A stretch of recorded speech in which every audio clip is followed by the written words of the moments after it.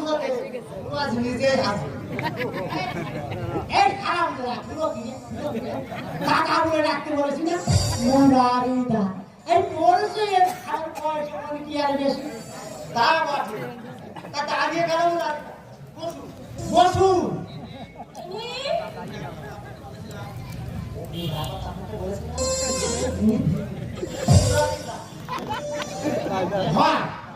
টাকা পয়সা সব সব